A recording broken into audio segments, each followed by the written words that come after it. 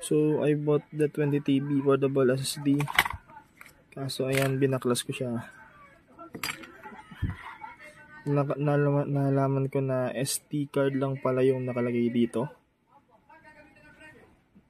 Kasi nag-try ako magpasa ng files more than 1 TB. Kaso, nakurap na siya.